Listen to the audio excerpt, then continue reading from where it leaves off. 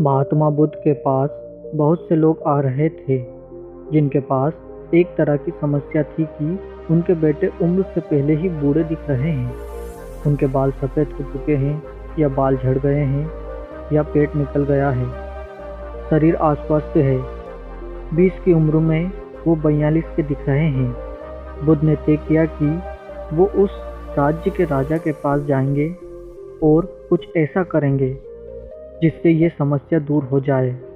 बुद्ध राजा के पास जाते हैं और समस्या बताते हैं और फिर कहते हैं, महाराज, आपके राज्य में हमें एक खुला स्थान दे दीजिए जहां आपके राज्य के सभी लोग उपस्थित हो सके, जहां खुला वातावरण हो, जहां प्रकृति की धूप आती हो, जहां प्रकृति की खुली हवाएं आती हो। आगे बुद्ध कहते हैं, महाराज, अपने राज्य में यह आदेश दे दीजिए कि कल सुबह 4 बजे सभी लोग उपस्थित हो। सभी को कल से उपदेश देना शुरू हो जाएगा और ये सभा पूरे 12 दिन तक चलेगी, लेकिन हर रोज़ सुबह 4 बजे शुरू होगी। फिर बुद्ध कहते हैं, इन नियमों का पालन करके आपकी प्रजा पूरी तरह से स्वस्थ हो जाएगी। राजा महात्मा बुद्ध की बातें सुनकर बहुत खुश हो जाते हैं।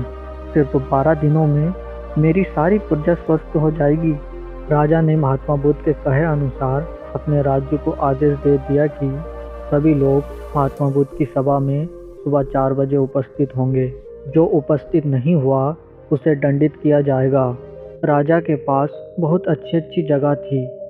उन्हीं में से एक जगह को निर्धारित किया गया और दूसरे दिन महात्मा बुद्ध सुबह 4 बजे उस स्थान पर पहुंच जाते हैं और राजा के सभी लोग भी वहां पहुंच जाते हैं। फिर वहां पर महात्मा बुद्ध पहला उपदेश देते हैं। बुद्ध कहते हैं, कल से पूरे राज्य के लोग सुबह 4 बजे उठेंगे। ये 4 बजे का जो समय है ये ब्रह्म मुहूर्त का समय है और इस समय उठने से हमारे अंदर सकारात्मक ऊर्जा आती है। आगे बुद्ध कहते हैं, सबको 4 बजे उठना ही है और उठने के बाद गुनगुना गर्म पानी पीना है। कल सुबह 4 बजे जब आप उठेंगे तो गुनगुना पानी पी के ही इस सभा में उपस्थित होंगे। इन नियमों का पालन जो भी नहीं करेंगे उसे आराम नहीं होगा। सभा में ज्ञान की बात करने के बाद सभा वहीं समाप्त होती है। फिर अगले दिन सुबह 4 बजे सभी लोग वहां पर उपस्थित होते हैं। महात्मा बुद्ध फिर से सभा में कहते हैं, सुबह 4 बजे गुनगुना पानी पीने के बाद आप सभी को चलना है। सुबह उठकर चलने से हमारे स्वास्थ्य पर बहुत अच्छा प्रभाव पड़ता है। हमारे अंदर जो भी सकारात्मक ऊर्जा है उसमें और भी अधिक वृद्धि होती है। तीसरे दिन महात्मा बुद्ध सभी राज्य के लोगों से पूछते हैं कि आप सभी को कैसा लग रहा है। सभी ने उत्तर दिया कि हम सभी को बहुत अच्छा महसूस हो रहा है। फिर बुद्ध ने कहा, आप सभी योग करेंगे। योग आपको 40 से 45 मिनट तक करना है। अपने स्वास्थ्य के अनुसार जब लोग योगा और प्राणायाम करेंगे, योगा और प्राणायाम में 2 योगा प्राणायाम शामिल होगा। एक है कपालभाति और दूसरा है अनुलोम विलोम। गौतम बुद्ध के शिष्यों ने राज्य के सभी लोगों को यही दोनों योगा सिखा दिए कि अनुलोम विलोम और कपालभाति कैसे किया जाता है। साथ ही सूर्य प्राणायाम कैसे किया जाता है ये भी सिखाया। अगले दिन सभा में सभी लोग उपस्थित होते हैं।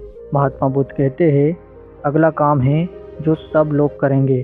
सारे लोग 300 ग्राम सेब खाएंगे। इससे ज़्यादा भी खा सकते हैं, लेकिन कम से कम 300 ग्राम खाना ही है।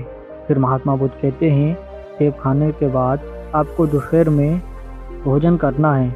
रोटी के साथ मौसम के अनुसार उन सब्जियों को खाना है। बुद्ध कहते हैं, अगर हम प्रकृति के अनुसार जो चीज़ उपलब्ध है उसे ही खाएंगे तो हमारा शरीर स्वस्थ रहता है। ऐसी ही अगली सभा में जब सारे लोग राज्य के उपस्थित हुए, महात्मा बुद्ध ने कहा, भोजन करने के 1 घंटे बाद दही खाना है। दही खाने से हमारा खाना अच्छी तरह से पच जाता है और इससे हमारे शरीर को अत्यधिक कष्ट करना नहीं पड़ता खाना पचाने में।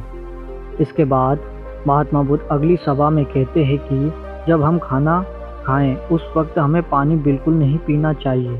अगर खाना गले में अटक जाए तो हल्का सा पानी पी सकते हैं, अगले दिन सभा में बुद्ध कहते हैं, सूर्यास्त होने से पहले हमें रात्रि का भोजन कर लेना चाहिए।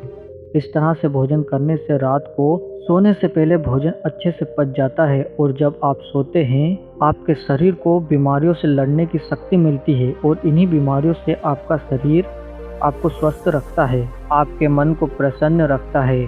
रात में नींद न आने का ये सबसे बड़ा कारण है कि हमारे खाने का समय बिल्कुल भी निर्धारित नहीं है। हम रात में 9 बजे भी खाते हैं, कभी 11 बजे और कभी कभी तो 12 भी बज जाते हैं। इस तरीके से जो लोग खान पान करते हैं उनके शरीर की दुर्दशा होना तय है। अगली सभा में महात्मा बुद्ध कहते हैं कि रात को सोने से पहले आपको दूध में हल्दी मिलाकर पीना है और यही हल्दी वाला दूध आपकी सारी बीमारियों का नाश कर देगा। इतनी शक्ति होती है दूध और हल्दी में। 12 दिन की सभा समाप्त होने के बाद महात्मा बुद्ध महाराज से कहते हैं, महाराज आपके राज्य के लोग कैसे हैं? राजा बहुत प्रसन्नता पूर्वक बुद्ध से कहते हैं कि आपने हमारे राज्य को धन्य कर दिया। आपने जो उपदेश दिया उससे हमारी प्रजा दिखने में ऐसी लग रही है, जो 60 साल के थे वो लग रहे हैं मानो 15 से 20 साल के हो गए हैं। सबकी ढलती उम्र रुक गई है, सारे लोग हष्ट-पुष्ट है, सारे लोग प्रसन्न हैं, किसी को कोई दवा की ज़रूरत नहीं है। दोस्तों, अगर आप अपने जीवन में इन नियमों का पालन करेंगे तो अवश्य ही आपका जीवन खुशियों से भर जाएगा और आप स्वस्थ रहेंगे।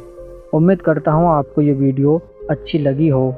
मिलते हैं नेक्स्ट वीडियो में, तब तक अपना ख्याल रखिए और खुश रहिए। धन्यवाद।